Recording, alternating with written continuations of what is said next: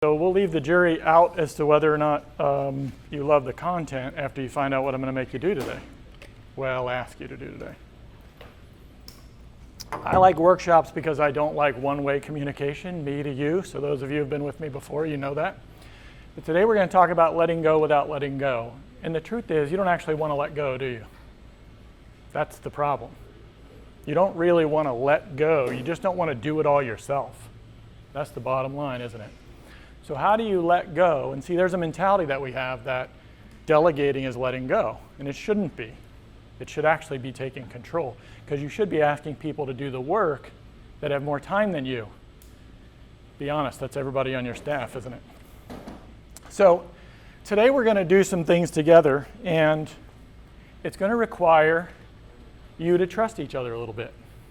Don't worry, I'm not going to ask you to fall and catch each other and that sort of thing. But it is going to require you to work with one another and trust each other a little bit. And so I was in a meeting with recently with Brent and Jerry. Ryan Beal was there, Rick Boyle was there.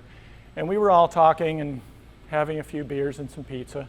And Ryan Beal looked at all of us and he goes, "Isn't it interesting that we could all be competitors, but we have a lot more in common than most people would think?" We, of course, all agreed because we were having a good time. And so what I want to do this morning before we dig into all the content is talk about what you all have in common. And I'll include myself in that as well. This is a little exercise called Common Ground. I was first exposed to it by a Brene Brown 3-day thing I did. If you don't know Brene Brown, get to know her. Really good stuff. She wrote a book called Daring Greatly. Really good book. I highly recommend it. This is real simple. I'm going to make a statement. I'm going to actually put it on the screen as well. And all you're going to have to do is, if you agree with the statement, you raise your hand. If you don't agree, you just sit there. Easy enough? Here's your first statement. I work more hours than I would like to.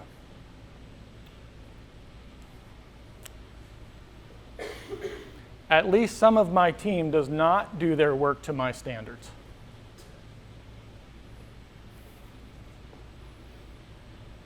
I have somebody on my team that I would let go if I knew I could replace them. I sometimes struggle holding my team accountable.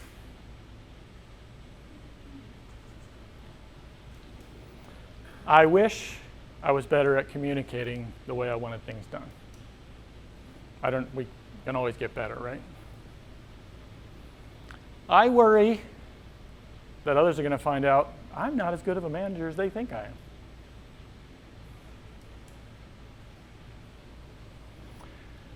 I sometimes feel like an imposter in my role as a leader. I've lost sleep over my business. Lots of hands to that one. So I hope what you can see is, if you just looked around the room as you were doing that, you actually have a lot of stuff in common with the people around you. These are sort of softball gimmies. You notice they got a little more vulnerable as they went down the list.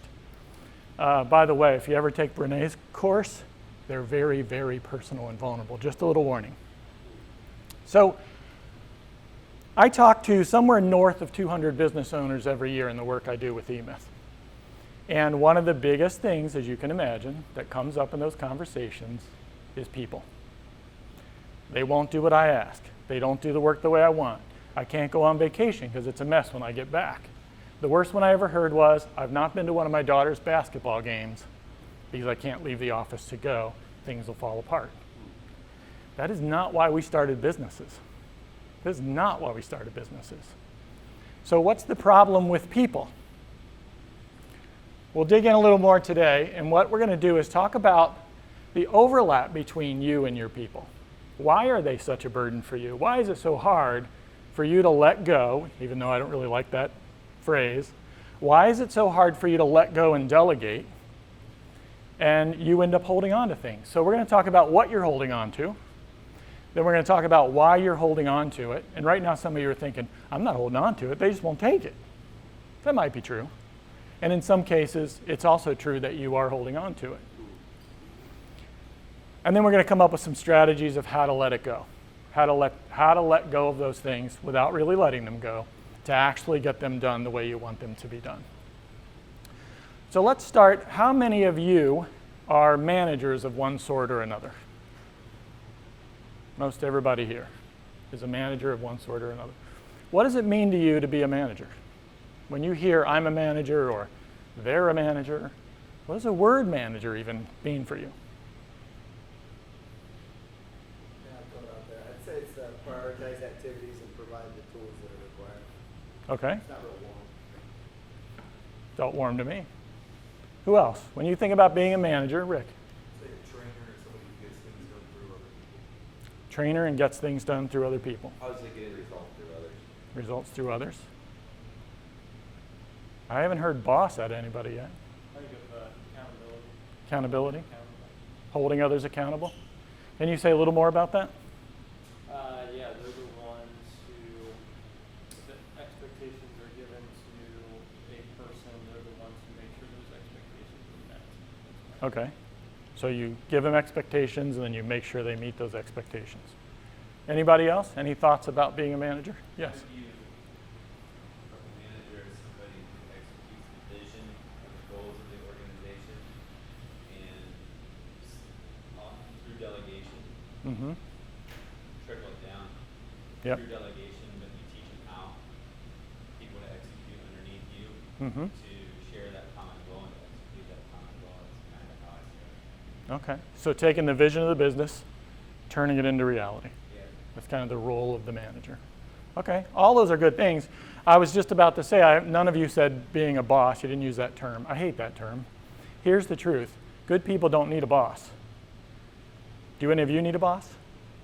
Need somebody to tell you what to do when you get up in the morning? Good people do not need a boss. They need a good manager to help them get the results that they're supposed to get. So what I'm going to take a look at with you is something. I was having coffee with Jerry one morning and just talking, scribbling in a notebook, and came up with this. But I want to talk about the overlap that occurs between a manager and their team.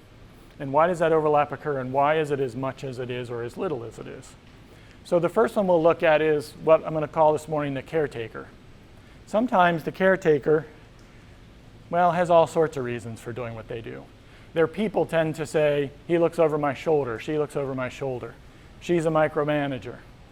The caretaker manager themselves usually thinks, I can't trust anybody. They're not going to do it as well as I'm going to do it. Right? I can't trust them to make a decision. So you're overly involved. This overlap you see between employee and manager is more than you really want it to be. So you're the manager who thinks, I hired them to take stuff off my plate, and now I'm busier than ever because I'm doing my work and their work. So that's what a caretaker is. You're a micromanager. You might think to yourself, it's easier to do it myself than it is to take the time to teach them. The second one is the opposite of that, the hopeful abdicator. So I call this the hopeful abdicator because you go, God, I hope they do it. Wow, I hope they get it right. Because I know in my gut I haven't prepared them at all. I haven't given them anything to support them in getting the work done that they want. These are the people who say, I hired them because they know what they're doing. Why should I have to look over their shoulder? Right? So it's this very hands-off, they should know what they're doing. I shouldn't have to do anything. That's why I hired them. The hopeful abdicator sits in his office or her office and goes, I don't know what's going on out there, but I sure hope they're getting it right. Right? So there's very little support given to the employee. What we're really after is this. What we're really after is the supportive facilitator. Because to some of your points, the facilitation, the support, is the phrase Rick used, a couple of you actually used it, is getting results through other people. Your job as a manager is not to do the work. It is to get results through someone else. Right? So you're not micromanaging, you're not abdicating, hanging them out to dry. You're actually supporting them and facilitating their ability to do their work. How many of you are thinking right now, why do I have to facilitate a person doing their work? I've admittedly thought that myself. I hired them because they know what they're doing. Why should I have to grease the skids for them and make it possible? Right? But that's why you're a manager. If there was no role to do as a manager, you could be the hopeful abdicator and just hope they get it right, right? So what does it actually mean to be a supportive facilitator? This is a big list. Why does it even matter? Not why does it matter that you're a supportive facilitator, but why does the work that the people are doing even matter? Why should they care about it? Why do you care about it? How does it help the business? How does it serve your customer? Right? Why am I even doing this? It's hard to do anything when we don't even know why we're doing it. I mean, I'm not motivated at all to work hard at something if I have no clue why I'm doing it. That's your job as a manager. Make that clear. Speaking of clarity, results and standards. What does winning even look like? Hey, Jerry, when you do this job, this is what it'll look like when you do it correctly. That's the result you're going to get. And then the standards think how fast, how soon, how many, how tight does that miter have to be acceptable to me, right? How close does the glass have to be to the wall before it's okay? How good is good enough, right? That's your job to make that clear to them. By the way, if you don't, they're going to use their judgment. It may agree with yours, it may not. There's no way to know. Process is what everyone thinks about when they think about systems. How do I do it step by step by step by step? Oh my God, I'm going to have to write it all down. I got news for you. That's the easy part. If you communicate the first two, your team's going to help you with this one. Next one is the easy part, resources. This could be a computer, a truck, a saw, a hammer, whatever it is they need. We're usually generous, right? The abdicator loves giving that stuff. Look, I've given you everything you need. You're still not getting it done. Training. What's the difference between teaching and training? Be a little more dynamic, a little back and forth or ongoing. I would think training, you could go teach all day, but if you're not training, you're not engaged. Practical application, things like that. Okay. I think of it like you're teaching me like this, you're sharing information and then we're done, versus you being next to me, doing it with me, more like a mentor. Okay. All of those are forms of training, but here's the biggest difference. I tell him something today, I'm teaching him. I tell him again tomorrow, and the next day, and the next day, and the next day, and he's sick of hearing from me, but I keep telling him, and I tell him, and I tell him, and I tell him. This is boring, isn't it? That's training, I hate to tell you. It's repetitive. 7 to 11 times is what they say it takes an adult to learn something. You have to hear it 7 to 11 times. So when you're frustrated with your team and you go, oh my God, how many times do I have to say it? Well, now you know, 7 to 11 times for an adult learner to actually absorb and understand what you said. Does that make you go, oh crap, no wonder he didn't get what I was trying to get him to get? It takes a lot. Training is an ongoing repetitive process. Right? If you could go to the gym once and get all the results you needed, that'd be easy, but you go and you train, right? Over and over and over again. Authority. How do you define authority for your team? I remember a conversation with my friend Rick Boyle once where he said, I have a dollar value, right? So my team can solve a problem up to this dollar value without asking me. Beyond that dollar value, let's talk about it. That's an authority boundary. That's clear authority. I have this authority. There might be more to that, like, well, you can't spend money on taking the client out to dinner. That's not how you use the money. So there might be more clear authority about how to spend that money, but at least there's a clear cap that says this is the authority you have, and beyond that, let's talk about it. So you've got to set clear boundaries and authority for your team. If you don't set any boundaries, what are they thinking?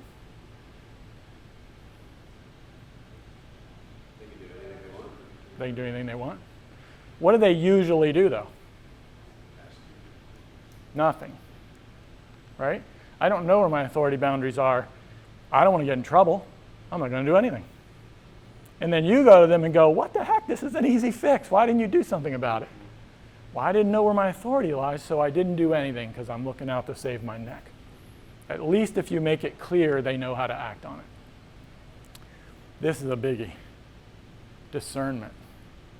This is the number one thing I find with business owners that keeps them from delegating. because I have a system, Paul. I know what we're supposed to do. I've spelled it out. But there's always that 3%, but it doesn't go exactly the way you planned. And when that 3% happens, how are they going to know how to choose? I know how to choose. I trust myself to choose, but I don't trust you to choose. Here's a hint. If you give them all the things above this on the list, their discernment starts to grow because they start to understand how it is that you're actually making those decisions. And that goes to the last one, which is support. When Rick's employee says, I got a bigger problem than what my budget lets me fix, right? You got to be there to support them in saying, okay, then let's talk about it and let's fix it. And by the way, we're getting results through other people. That doesn't mean you jump in and fix it for them. And every time you help them fix it, their discernment grows. People are a long-term investment, I hate to tell you. They're not a get-rich-quick scheme. So how do you do all this? Of those 200 and some odd business owners that I talk to, I don't know what the real percentage is, but there's a percentage of them who tell me, I've done all these things. Do you think I believe them? They probably think they did. I don't think they're lying to me. They probably think they did, but something's missing. So how do I do all this? The biggest culprit we usually find is that you came up with a solution, but you solved the wrong problem. Or you solved a problem that really didn't exist because you were looking at a symptom and not the real problem. So what we're going to do together today, and some of you might want to move around a little bit because it would be best if you're not doing this with someone you work with. So like one of you guys might want to switch, you guys might want to switch, choose a different seat. So you're not working, we got some individuals here that need a partner anyway. So just don't do this with somebody that you work with. First, what we're going to do is talk about the what. This is kind of the easy part. But I want you to do it in pairs because you're going to realize that your partner has things on their plate that you forgot you even had on your plate, that you've been doing for so long that it's just kind of become part of your day. And you don't even realize that, oh shoot, I really shouldn't be doing that. So you're just going to talk about and brainstorm on the first page of your handout there. Everybody got a handout, right? So the first page of your handout, you got a list to put 20 things down. You're not going to use all 20 today, but you can go away from here today and hopefully use what we're going to work on today to solve those 20. So just get with somebody, talk about what's on my list that I don't want to be there or that I've struggled to get off my list that I'm still doing. Maybe it's something you've done and it keeps coming back to you. You've tried to delegate, keeps coming back. Just brainstorm together and come up with as big a list as you can. Fair enough? We'll just go, let's say 5 minutes.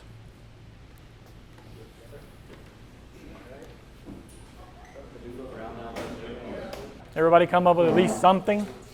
I gave you 20 spots thinking you might want 40. Because I would have just written everything. Get it all off my list so I don't have to do it. So now we're going to take another step and we're going to talk about why these things are on your list. So I need a volunteer before we do this one. Some courageous soul to volunteer. Brennan. Brennan, pick something that is on your list. Sure. So Easy, please. Make my job easy. yeah. No, I'm kidding. Pick anything. So we do a system called weekly task planners, where our team leads and our more of our operations team have a discussion every week about what's happening in the next 10 days. So 1 week out in advance, we get call on Wednesdays, and in that process, we talk about what all are they going to be doing, executing as far as tasks go, and more of a byproduct of that is what do we don't have, information, materials, or staffing, what do we don't have that we're going to need to make sure we obtain before that task takes place. Okay. Simple procedure. All right. Forward, forward. What's on Brennan's list? Yeah, I gave you more information. I am the It's perfect because that's sort of part of the problem I mentioned before, right? Is that lots of times we create a system to solve a problem when we're unclear really about what the problem actually is. That's why you're such a courageous volunteer. What is the thing then that's actually on your list? Filling out the weekly task planners for all of our team leads. Okay, perfect. So that's something you do now? It becomes a lot of me and a lot less of them. Okay. We're working on that. So we're going to work on page 3 of your worksheet if you want to kind of follow along with what Brennan and I are about to do, because you're going to do it.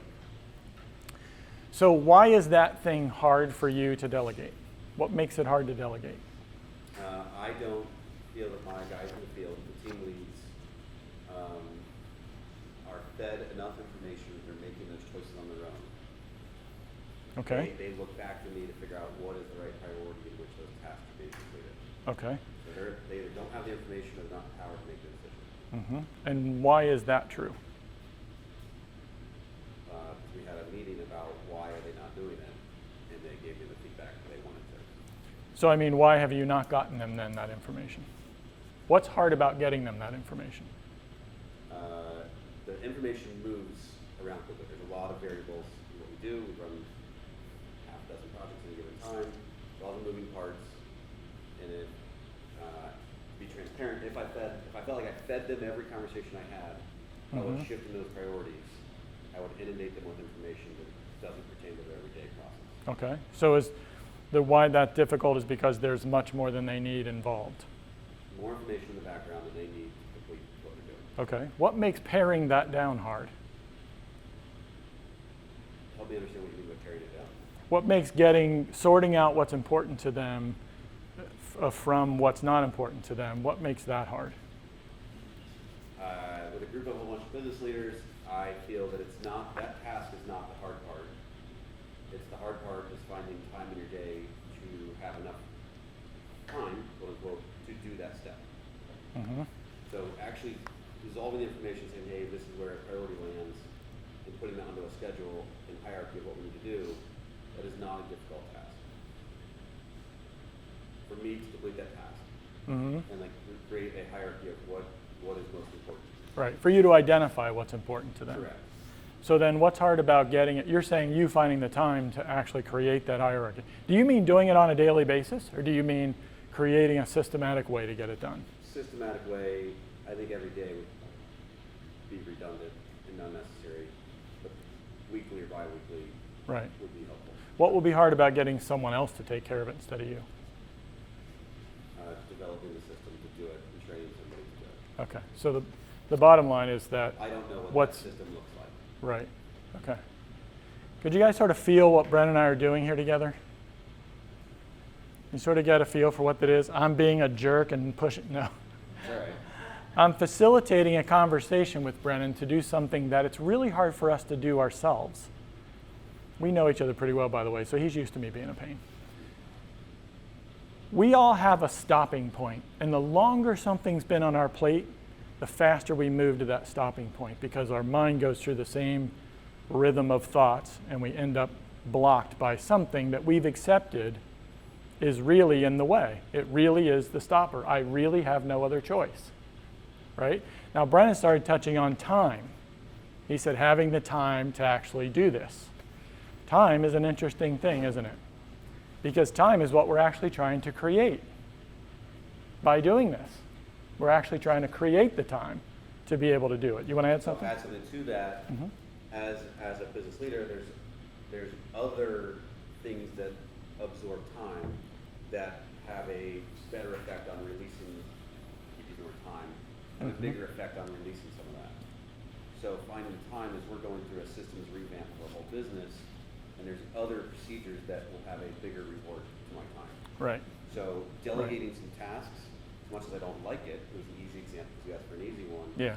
But it's not that hard for me to whip out in 30 minutes a couple different team tasks that we can move on. Right. But if I focus on another process more, that's maybe 20 hours a week that releases me up. That's a higher priority to me on the business level. Fix the You're higher weighing, do I fix this system first, or do I get this thing off my list first, or do I get this thing off my list Correct. first? Sure. And one of the advantages and the reasons that you want to write down 20 is that you can then go rate them. You can say which one of these is going to gain me the most in terms of time, profitability, control over my day, empowering my people. you can look down at it and see if I'm going to spend an hour a day working on my business, which one's going to bring me the most reward. So that's a really good point. It's something to consider. So if something else beat this in the priority list. Mm-hmm. Right. So time isn't really the issue. You've just not prioritized it because you felt like something else was more important. If I had infinite time, I would solve this one too. Right. But I don't. Right. Right, exactly. So it's not solved yet, partly at least because you've chosen not to solve But it. under the context of this conversation, I have no problem saying, I don't know what that system looks like. Right. I know what the result I want looks like, Mm-hmm. but I don't know what the system looks like. Mm-hmm. Right, and the question would be is then what would help you figure out what the system looks like? Working from the end result backwards. Okay. You see how this could go on? Yeah, say that? Looking at the end result backwards, one step at a time. Mm-hmm. How do we get? One of you will be the facilitator, one of you will be you. And you'll just work through it. You have to be persistent. Don't worry about pissing off the other person because helping them dig is actually a serious gift. Because all of us need to be pressed past where we've thought about a problem to this point. Because that's where the answer is. That's where the answer is. There's a level of complaining and moaning and groaning that we all do as we sit around having beers, and then the answer is past all that complaining. And a facilitator and a supportive facilitator is going to help you get past that point. That's really what I was just trying to demonstrate a little bit, is how much deeper we can explore a problem to actually find out what's getting in your way. Is that making sense?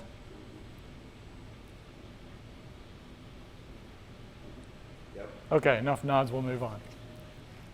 What you're going to do is get back with your partner, use page 3 of the worksheet. At the top, you're going to choose one of the things that's on your list. Depending on how big or complex of an issue you chose, you may need a lot of room to dig into this. When you're the facilitator, what you're doing is simply asking those questions. What makes that hard? Why is that hard? Here's a warning. If you hear an I don't know, that's not a stopping point.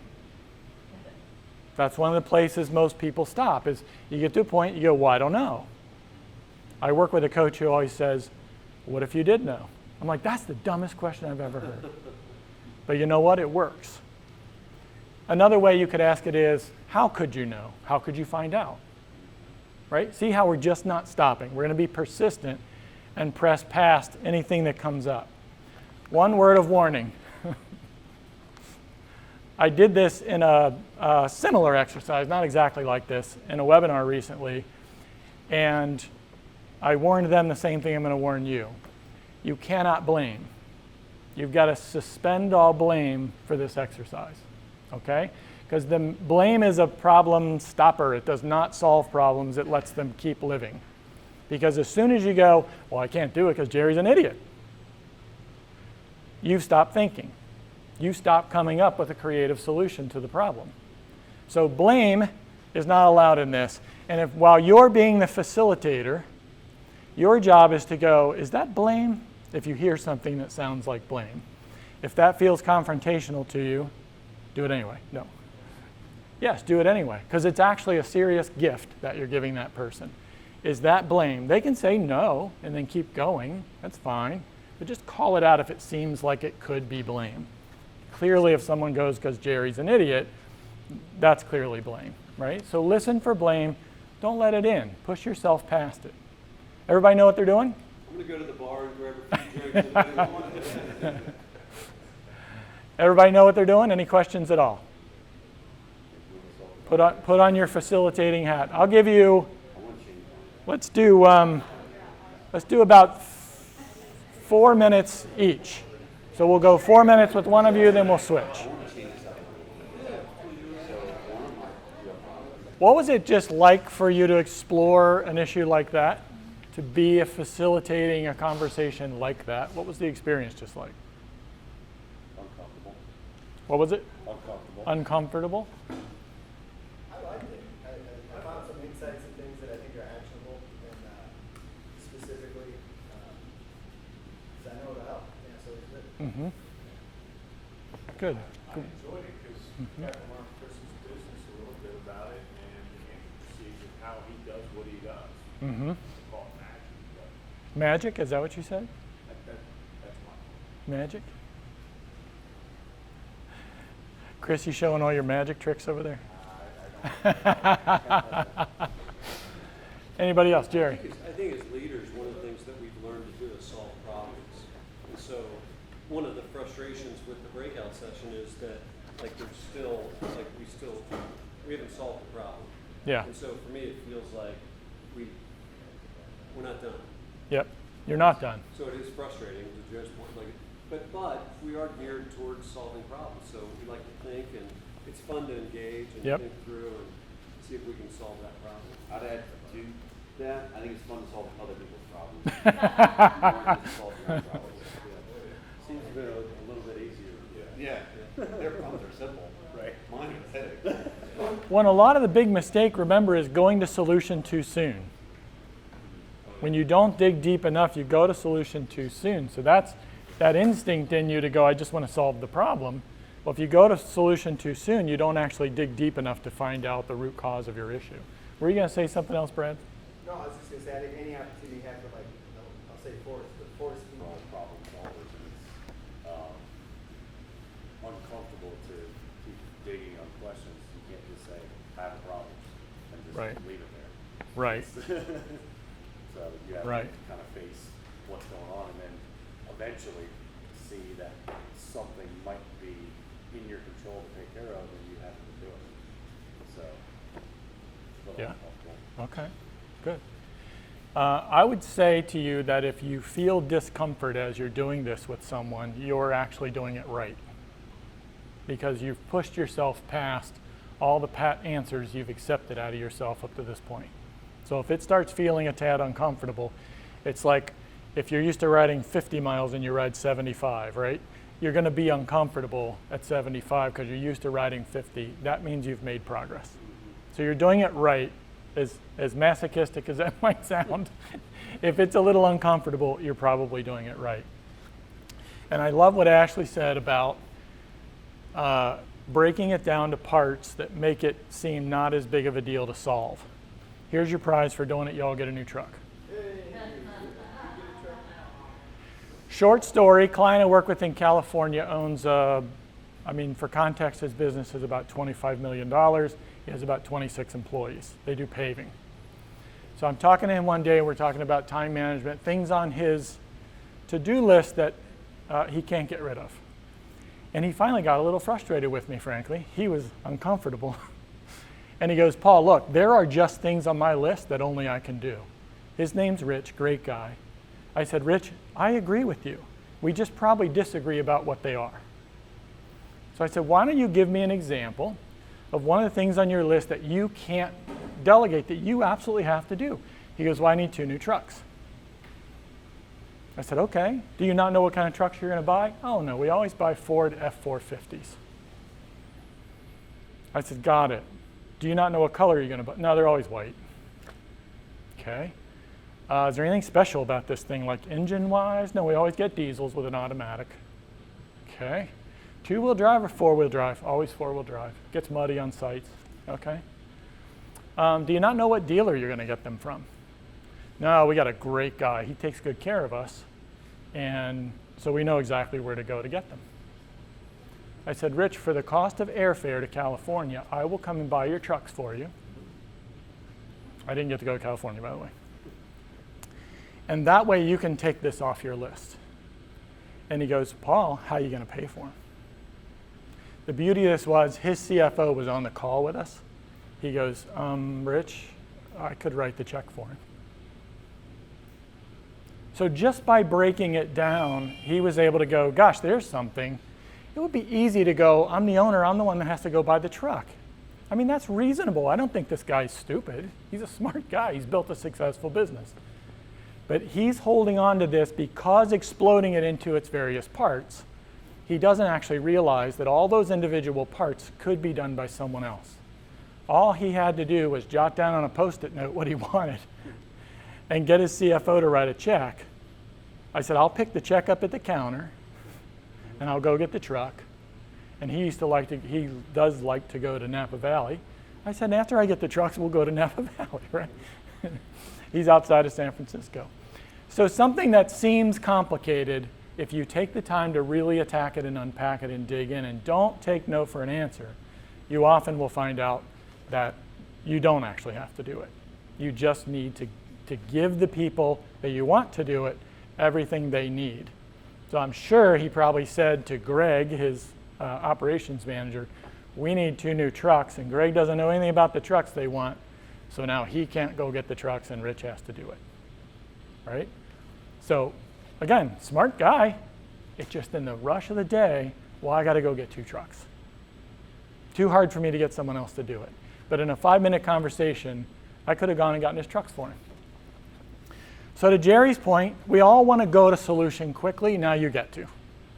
But I want you to think about going to solution. And you don't have to do this in pairs if you don't want to. You can do it by yourself, but you can also bounce it off your partner if you want.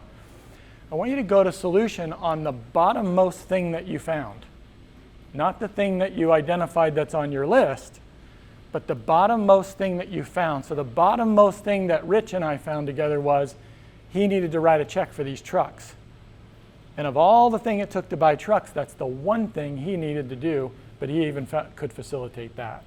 So what's at the bottom of your digging that you did that you could solve today? Now here's a little hint. You might not be able to solve it, and if you can't, you've got to keep digging. Because to Jerry's point, we're not done, right? Depending on how complex the issue is you chose to tackle, you might need to do some more pressing and more digging and more questioning to get down to something that's simply solved. So go ahead and give a little thought. If you want to get up with your partner and talk it through, feel free to do that. We'll just take a couple minutes to do this one.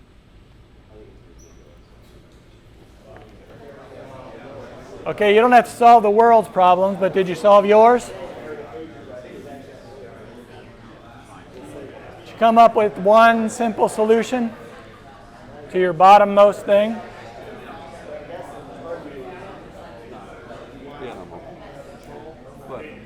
Come up with one solution? Did it feel good to get to go to solution instead of digging? No? Still digging? Did you decide the solution was to not listen to me?